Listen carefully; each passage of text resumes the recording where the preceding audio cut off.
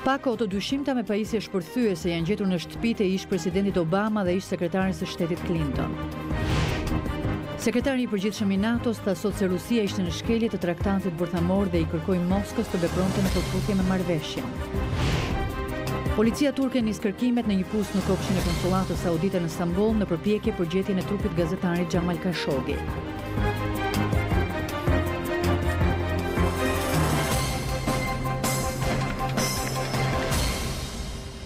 Mirëmbrëma dhe mirë se vini në programin e Zërit Amerikës Ditari, unë jam Menada Zaimi. Në këtë emision do të kemi një material dhe trafikut qenieve njerëzore që vazhdon të mbetet një nga problemet serioze që shqetëson shoqërinë shqiptare. Do kemi edhe një intervistë me drejtorin ekzekutiv të Dhomës Amerikane të Tregtisë në Kosovë, zotin Arjan Zeka. Na ndiqni.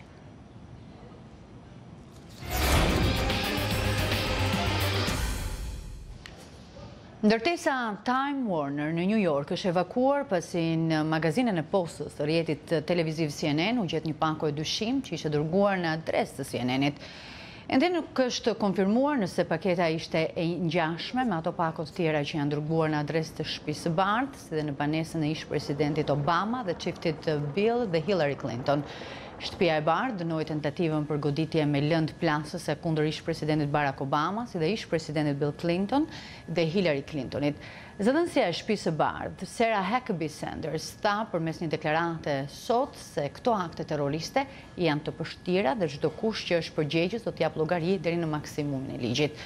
Shërbimi sekret i Shteteve të Bashkuara tha sot se ka kapur paketa dyshimta të identifikuara si pajisje të mundshme shpërthyese dërguar në shtëpitë e ish-presidentit Barack Obama dhe ish-sekretares shtetit Hillary Clinton. Shërbimi sekret tha se kishte kapur një paketë që ishte dërguar zonjës Clinton në Westchester, një zonë në veri të Manhattanit të martën. Gazeta New York Times njoftoi se pajisja e gjetur pranë shtëpisë së ish-presidentit Bill Clinton dhe kandidatës demokrate për presidente në vitin 2016 është e ngjashme me atë që ishte vendosur në një kuti postare përpara shtëpisë së filantropistit George Soros të hënën. Policia turke ka marrë leje për të zhvilluar kërkimin e një pus që ndodhet në kopshin e konsullatës saudite në Stamboll. Fillimisht zyrtarët saudite refuzuan kërkesën për kontroll. Nuk është hera e parë që autoritetet turke zhvillojnë kërkime në konsullat dhe në rezidencën e konsullit përgjithshëm që ndodhet në Stamboll, si pjesë e hetimit për vrasjen e gazetarit saudit Jamal Khashoggit. Pasi e mohuan për një kohë të gjatë, në fund të javës kaluar, Arabia Saudite tha se gazetari ishte vrarë në konsullat. Ndërkohë princi saudit i kurorës e quajti vrasjen një krim mizor të pajustifikueshëm. Princi Mohammed bin Salman tha gjithashtu se vrasja e gazetarit nuk do të shkaktoj përçarje mes Arabisë Saudite dhe Turqisë. Ai bëri komentet sot në nismën për investime të së ardhmes në Riyadh. Konferenca e aktiviti u bojkotua nga shumë udhëheqës biznesi në shenjë proteste ndaj vrasjes Khashoggit në 2 tetor. Sekretari i Shtetit Mike Pompeo thotë se Shtetet e Bashkuara kanë identifikuar tashmë disa nga sauditët e dyshuar për përfshirje në vrasjen e gazetarit të Washington Postit Jamal Khashoggit. Autoritetet amerikane po u mohojnë atyre vizat e udhëtimit dhe po shqyrtojnë masa të tjera shtesë. Korrespondenti i Zërit Amerikës Sydney Sane njofton nga Departamenti i Shtetit.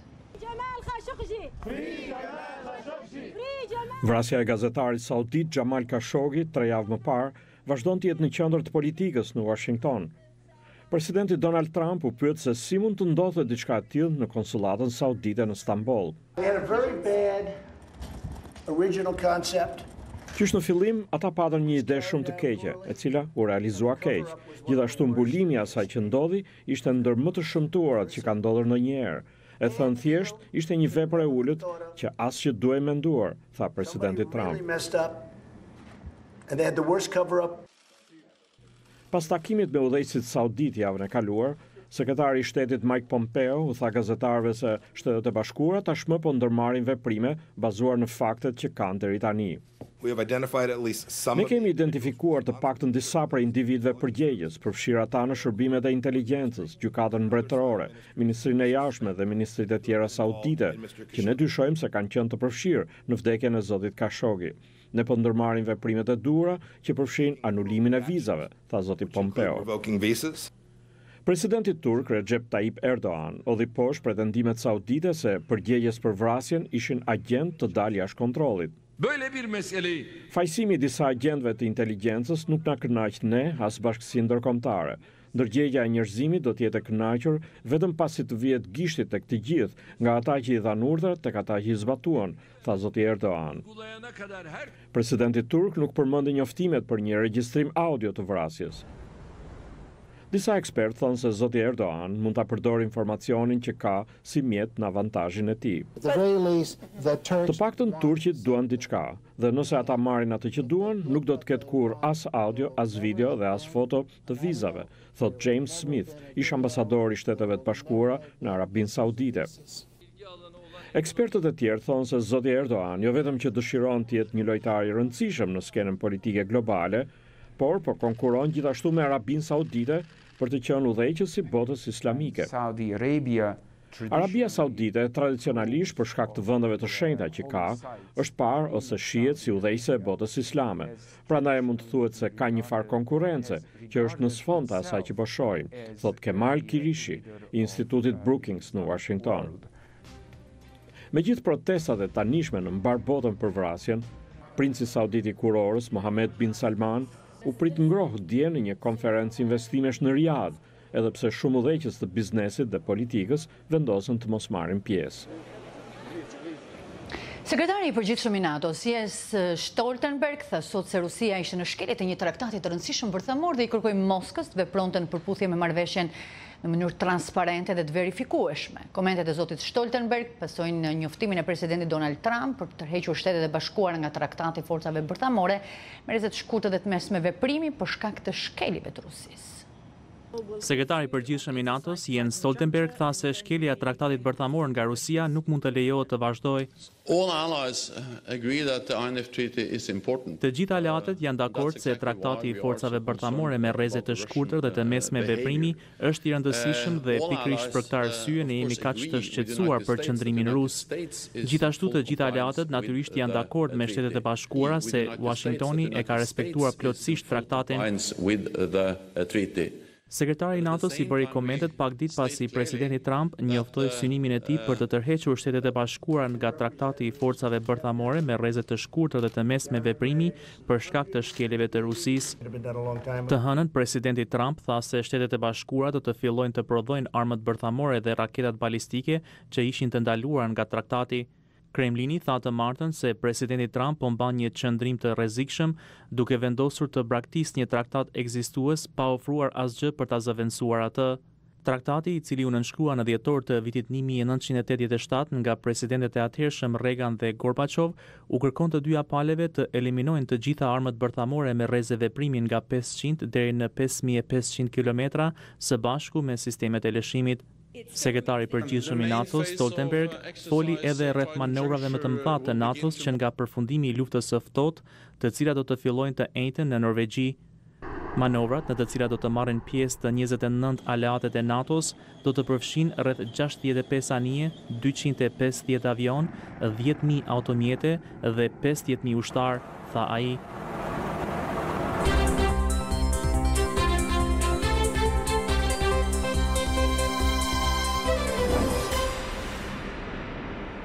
Në Tiranë u nderua sot me një botim të ri dietari i njohur shqiptar Mitat Frashëri. Ai ishte kryetari i Kongresit të Alfabetit Shqipes në Manastir, si dhe një diplomat dhe autor i shquar shqiptar në fillim të shekullit të shkuar. Korrespondenti ynë Liriana Golli njofton nga Tirana.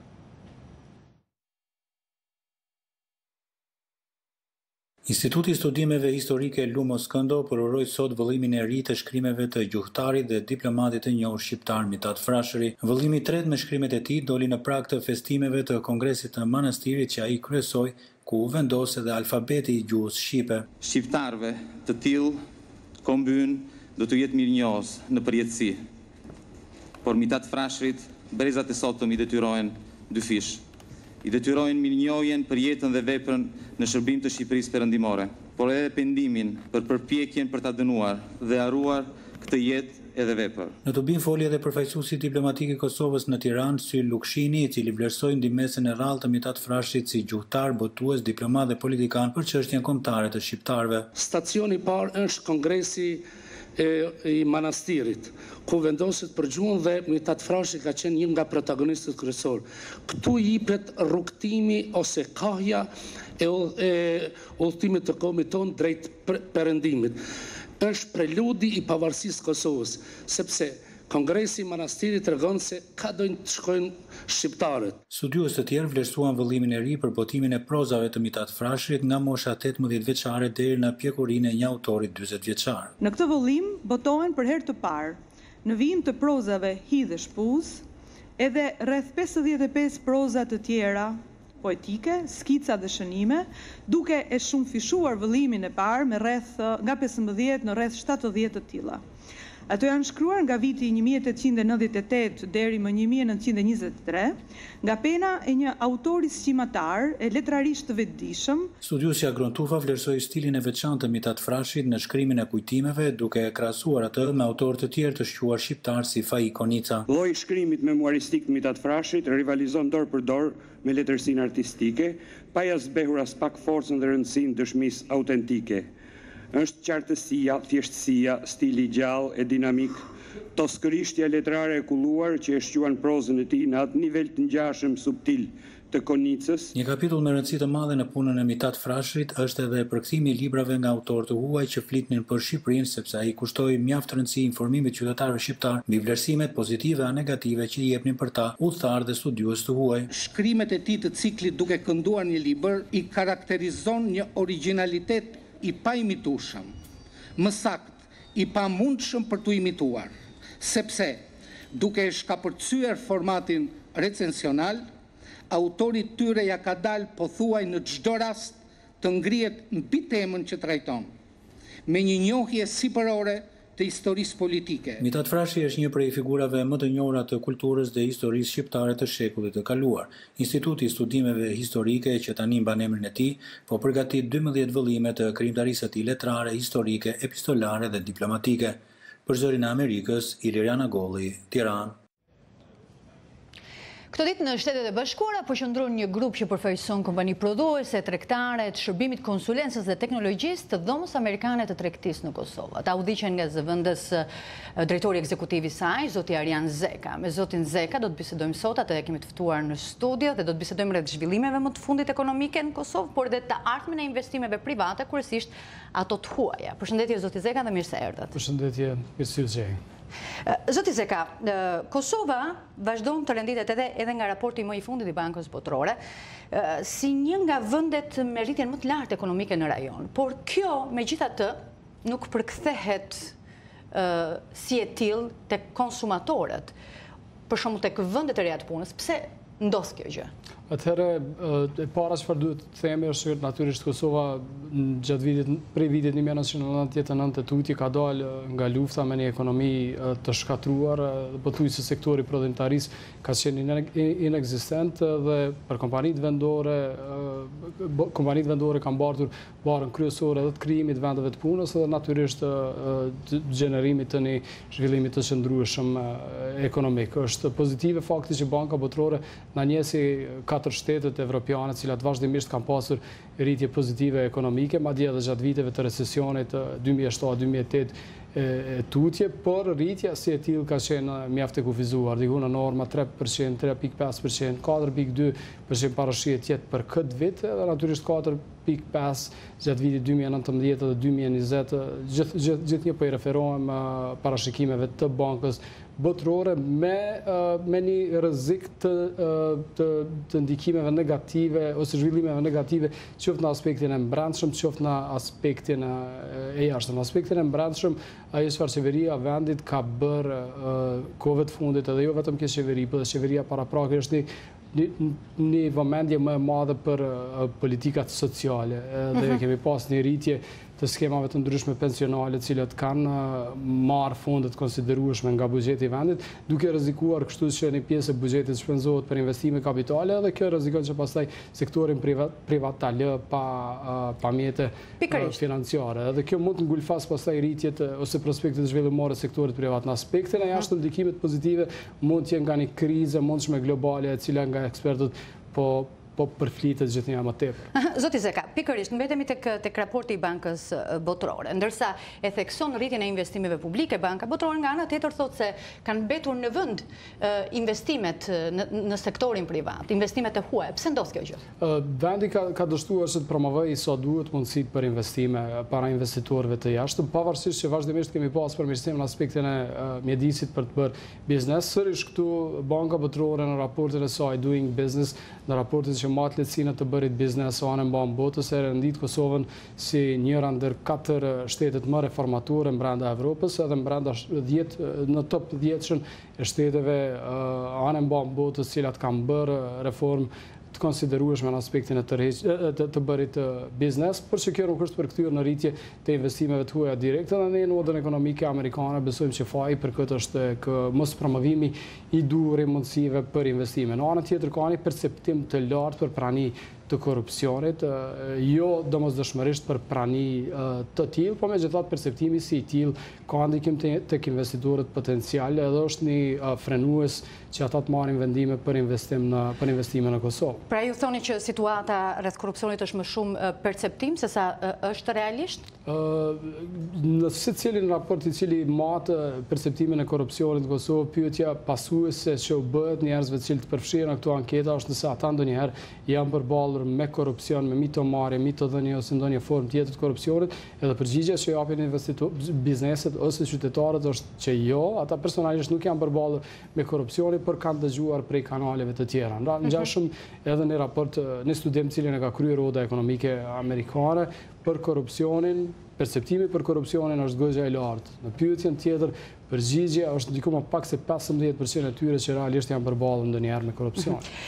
Zoti Zeka, çfarë vendi zë diaspora në investimet në Kosovë? Diaspora do duhet kishte një vend të rëndësishëm në investimet e huaja në Kosovë, përçë fatkeqësisht përveç dërgimit të remitencave, të cilat pastaj janë përkthyer në një konsum më të madh, edhe që kanë nxitur këtë zhvillimin ekonomik pozitiv cilin e kemi pasur, si vend nuk mund mburemi shumë në aspektin e tërheqjes së investimeve direkte edhe krijimit vendeve të qëndrueshme të punës. Realisht është një pyetje që rëndom e marrim nga investitorët e tjerë të huaj, sa është përqindja e investimeve të diasporës kundrejt totalit të investimeve. Investimet e diasporës po ashtu ndikojnë në një diçka tjetër të cilën ne do të donim që ta shinim të ndryshonte, e kjo është struktura momentale e investimeve të huaja. Një pjesë e madhe e investimeve të huaja shkojnë në sektorin e patundshmërive, edhe ne këtë ja dedikojmë pikërisht investimeve që diaspora bën në blerjen e patundshmërive të ndryshme në Kosovë. Tash do donim të shinim një ndryshim të kësaj strukture të investimeve të huaja direkte. Po çfarë ndodh me diasporën, zoti Zeka? Pse diaspora ende nuk ndihet, le të themi, e dëshiruar që të investojë në Kosovë? Këtu mund të flasim vetëm në mënyrë hipotetike, meqense nuk është bërë ndonjëherë ndonjë studim shumë konkret nga ana e ndonjë organizate, institucione në Kosovë i cili do të gjendë një përgjigje konkrete në këtë aspekt. Për përgjigje hipotetike spaku nga ajo që ne kemi konsideruar në odën ekonomike amerikane ka të bëjë me të kaluarën, ka të bëjë me vitet e para të pasluftës, atëherë kur janë krijuar mundësitë për investimet të diasporës në Kosovë, dhe kur mjedisit bërit biznes ka qenë goxha i vështirë, sistemi tatimor me norma tatimore kanë qenë jo atraktive, edhe natyrisht ka pasur ankesa edhe nga ana diasporës për ndikim edhe të politikës edhe të institucioneve qeveritare në institucionet e tyre. Thjesht është krijuar një zhgënjim, edhe është krijuar një situatë kur tashmë bizneset e diasporës nuk dëshirojnë që të provojnë sërish, pavarësisht ndryshimeve pozitive që janë bërë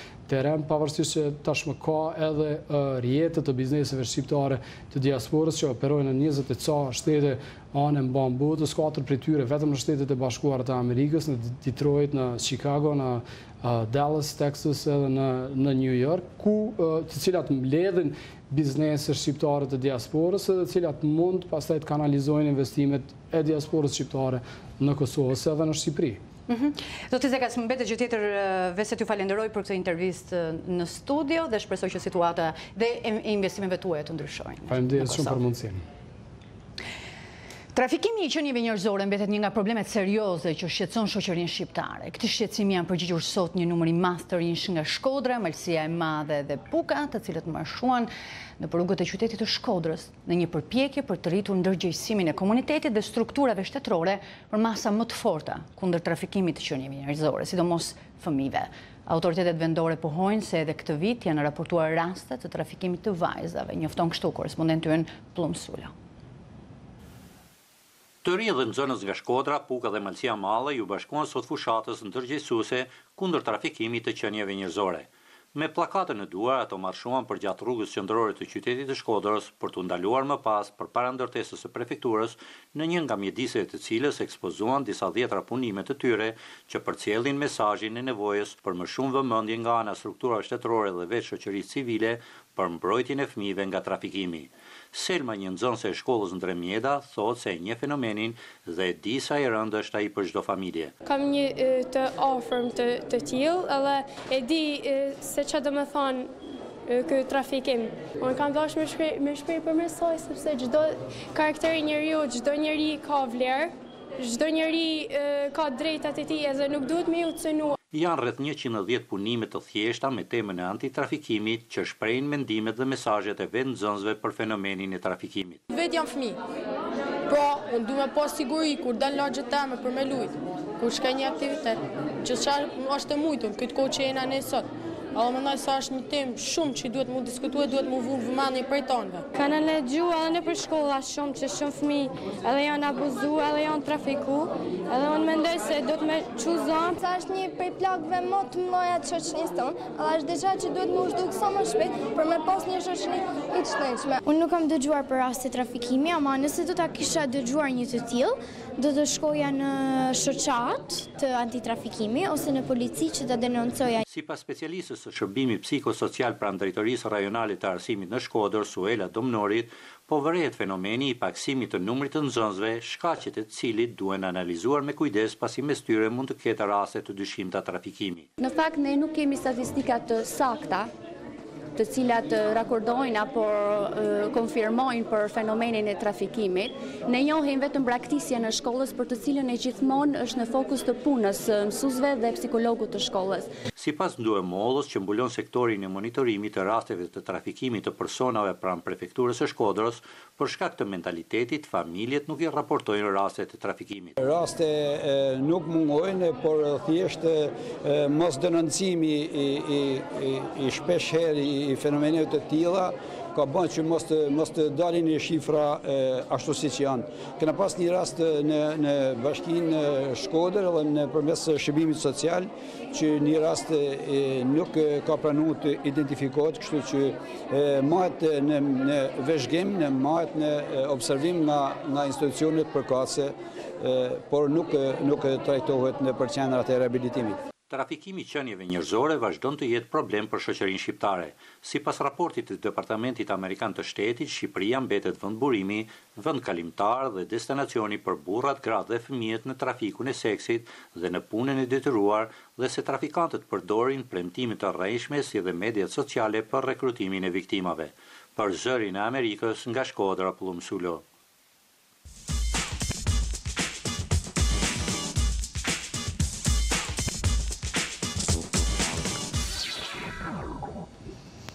Një zyrtar i Kombeve të Bashkuara paralajmëron se Jemeni është në rrezik të përfshihet nga zia e bukës. Mark Lowcock, nënsekretari i përgjithshëm i Organizatës Kombeve të Bashkuara për operacionet humanitare, informoi dje Këshillin e Sigurimit se Jemeni ndeshet tashmë me zinë më të rëndë të bukës që ka parë ndonjëherë. Punojësit e organizatës, zyrtari bëri thirrje për përpjekje që të ndalet të dhuna dhe të shtohen ndihmat humanitare.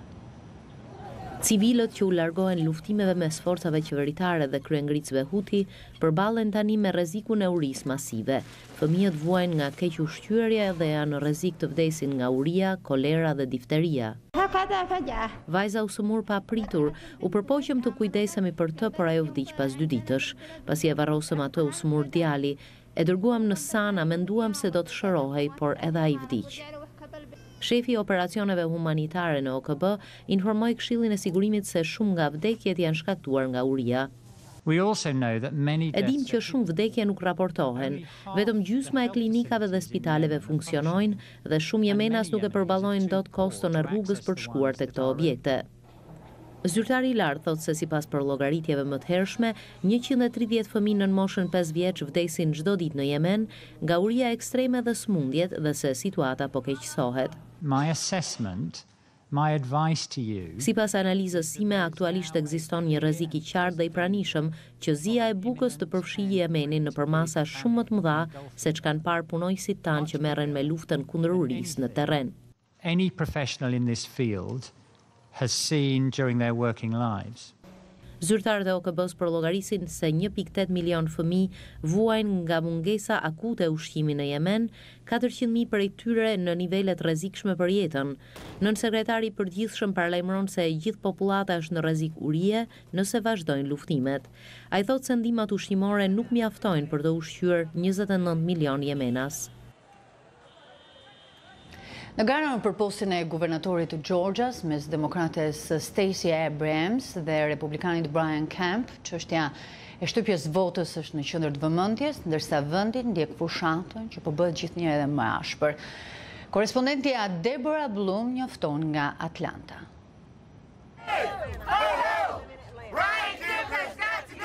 Disa votues nga Georgia po e bëjnë thirrje republikanit Brian Kemp që t'jap dorëheqjen. Kandidati për guvernator është njëkohësisht zyrtari më i lartë i shtetit për zgjedhjet dhe po akuzohet se po frenon votën e afrikano-amerikanëve. Brian Kemp prej shumë kohësh e ka shtypur votën në Georgia dhe ka ardhur koha që t'jap dorëheqjen, veçanërisht për një garë zgjedhore ku është vetë kandidat kryesor. Zyra e zotit Kemp pezulloi regjistrimin për 53.000 votues sipas ligjit të rrept të shtetit që kërkon përputhje të plotë të emrit me kartën e identitetit. Ai do që të na mbyll gojen, ne jemi këtu t'i themi jo. Fushata e zotit Kemp thotë se të gjithë ata që janë në listën e të pezulluarve gjithsesi do të jenë në gjendje të votojnë. Por rivalja e tij demokratja Stacey Abrams thotë se edhe paqartësia mund të ndikojë tek pjesëmarrja. Zonjës Abrams i njihet merita për regjistrimin e mira votuesve të rinj nga pakicat. Ne po shkruajmë kapitullin e ri të së ardhmes së Georgias, ku askush nuk mbetet i padukshëm. Të gjithëve u dëgjohet zëri dhe të gjithë janë të frymzuar. Zonja Abrams përballet me një sfidë të vështirë si demokrate në një shtet konservator. Ajo e ka përqendruar më shumë fushatën në pjesët liberale urbane të Georgias, duke vënë theksin në çështje si kontrolli i armëve, kujdesi shëndetësor dhe lehtësimi i taksave për familjet me të ardhura të ulta. Nëse sëmurë njerëzit duan të kenë kujdes shëndetësor të përballueshëm. Banorët e pjesës rurale të Georgias nuk kanë kujdes shëndetësor dhe kjo është një çështje ku na duhet dikush që të punojë me palën tjetër. Zoti Kemp e quan kundërshtaren e tij me ide të skajshme për Georgian. Platforma e tij përqendrohet tek shkurtimi i shpenzimeve shtetërore, zgjerimi të drejtave për armbajtje dhe masat kundër emigracionit të paligjshëm dhe krimit. Kjo është një luftë për atë që përfaqëson shteti ynë. Bashkohuni me ne. Mbështetësit e tij thonë se ai është personi i duhur për Georgia. Ai mbështet individët, bizneset individuale, ai do që njerëzit të kenë më shumë mirëqenie. Zoti Kemp ka mbështetjen e presidentit Donald Trump. Unë besoj se zoti Kemp beson dhe ecën në hapat e presidentit ton, zoti Trump, dhe kjo është një gjë e mirë. Gara për postin e guvernatorit në Georgia po quhet betejë e bazave. Dy kandidat me ideologji diametralisht të kundërta, secili me synimin për t'u bërë guvernator i ardhshëm i shtetit. Lotaria amerikane Mega Millions, me shumë rekord prej 1.6 miliard dollarësh, ka tashmë një fitues. Bileta është shitur në Karolinën e Jugut. Lotaria u hodh të martën në mbrëmje dhe njoftimi se çmimi i madh është fituar u bë të mërkurën në mëngjes. Sipas zyrtarëve të lotarisë në Karolinën e Jugut, fituesi ka 180 ditë kohë në dispozicion për të marrë shumën e fituar dhe ka të drejtën të qëndrojë anonim. Të nderuar teleshikues, ishte ky ditari përgatitur për ditën e sotme. Unë ju falenderoj që na ndoqët. Natën e mirë.